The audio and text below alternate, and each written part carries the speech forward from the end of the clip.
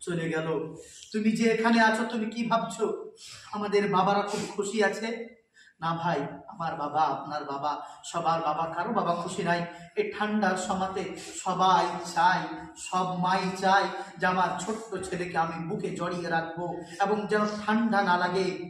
তোমার বাড়িতে তৈরি হয়েছে মুরগা মাসাল্লাম, বিরিয়ানি, গোশ, সবকিছু তৈরি হয়েছে।